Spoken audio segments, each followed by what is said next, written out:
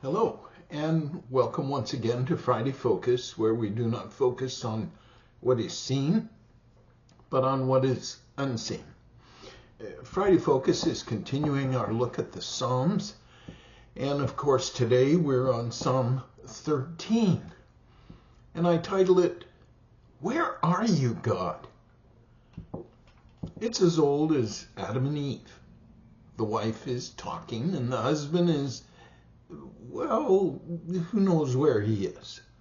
Although within earshot, he isn't listening. He appears to be focused on something else. Research suggests that only 5% of conversations make people feel genuinely heard. Have you ever felt like God wasn't listening to you? That you didn't have his attention? I'm sure David thought the Lord wasn't listening when he wrote Psalm 13. There are times when God seems distant or not there at all. We refer to them as dry spells, moments when we feel like the heavens are made of brass and God doesn't even know that we exist. Perhaps you've been there, or you're in one of those seasons right now. If so, whoa, I can readily identify with your situation. Look for a moment at Psalm 13. This is how it opens. Oh Lord, how long will you forget me? Forever? How long will you look the other way? How long must I struggle with anguish in my soul, with sorrow in my heart every day? How long will my enemy have the upper hand? Turn and answer me, O Lord my God. Restore the sparkle to my eyes, or I'll die.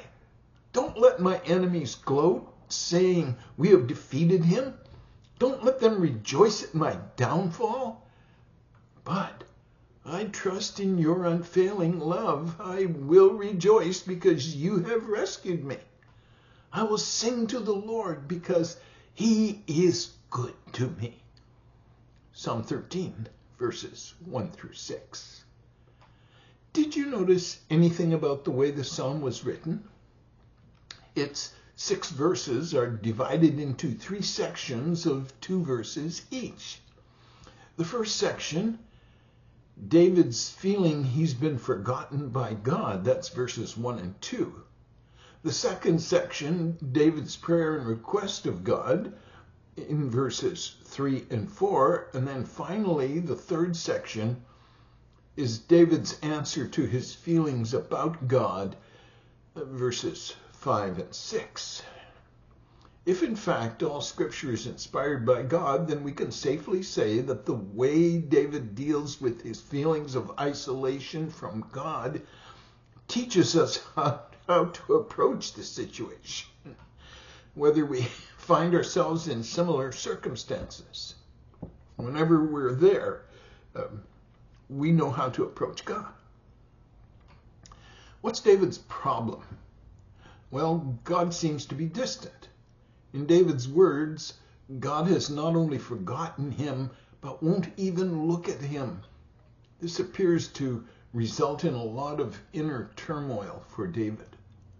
As David begins his psalm, we hear the gut-wrenching question 4 times. How long? I'm sure in David's mind, the problem he was facing felt like it had and would go on forever. Take a moment to meditate on the 4 how longs of David. They sound pretty serious. Number 1, how long will you forget me forever? Number 2, how long will you look the other way? Number 3, how long must I struggle with anguish in my soul? Number 4, how long will my enemy have the upper hand? Believe me, I know what it feels like if you think God has forgotten you. And if you know that feeling of anguish, then you understand something of David's struggle. If you have ever felt browbeaten for an extended period, you can easily feel for David. Another thing to consider is that if this psalm was written when David hid from Saul for years in the wilderness, we can readily understand how he could have those questions. David had a lot of time on his hands. He was holed up in the desolate wilderness of Judah, and David's daily routine was to keep a lookout for his would-be killer while his men searched for provisions and kept watch. The hours, the days, the weeks, and months dragged on with David waiting for God to act. It might even be that God was saying, "Hurry up and wait." You see, God's timetable isn't like ours. He's known for doing things at just the right time. Take a look at Galatians 4:4. You'll see what I mean. In other words, God moves when the time is perfect. It may be perfect for us. It may be perfect for the situation. It may be perfect for the situation around us. But it will be perfect in God's eyes.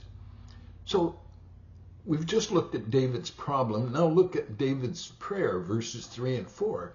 Although David feels God is distant and questions whether or not God has forgotten him, he still musters enough faith to pray.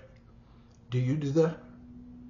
When everything is coming apart, do you muster enough faith to pray, or do you let your feelings take over? When you feel God has forgotten you, or that God has lost interest in you, it takes genuine faith to pray. David says, "Turn and answer me, O Lord my God. Restore the sparkle to my eyes, or I will die. Don't let my enemies gloat, saying we've defeated him. Don't let them rejoice at my downfall." David did not allow his feelings to turn him away from God. Rather, he recognized his need for God all the more. It's important to realize that sometimes God allows us to come to the end of ourselves so that we have to depend on him, and we understand the sufficiency of his grace and see his strength as it's made perfect in our weakness. We read about that in 2 Corinthians 12:9. Then there's David's praise offering in verses 5 and 6. The next two verses are the end of Psalm 13, but in these final verses, we glimpse David's go-to when it's a fight or flight situation. David's first choice is flight. Flight where? Flight directly to the throne of God, to prayer and then praise. He says, "But I trust in your unfailing love. I will rejoice because you have rescued me. I will sing to the Lord because he is good to me," verses 5 and 6. There's a story told about the famous preacher Charles Spurgeon. He was walking with a friend through the English countryside, and he noticed a barn with a weather vane on top of it. And over the top of the vane were the words, "God is love." Spurgeon remarked that this was an inappropriate message for such, or an inappropriate place rather for such a message, because weather vanes are changeable, but God's love is constant. However, Spurgeon's friend disagreed, and he said, "You misunderstand the meaning. That weather vane is stating the truth, that no matter which way the wind blows, God is love." No matter your situation, I want you to know God loves you. He's always near, listening for your prayer of faith. Thank him, then wait patiently for his perfect timing. Pray, then praise. Dr. Vic Hollyfriend, in his grace. If you have any comments or questions, you can address them to me at vicsfridayfocus@gmail.com. That's vicsfridayfocus@gmail.com. God bless you. Have a tremendous week.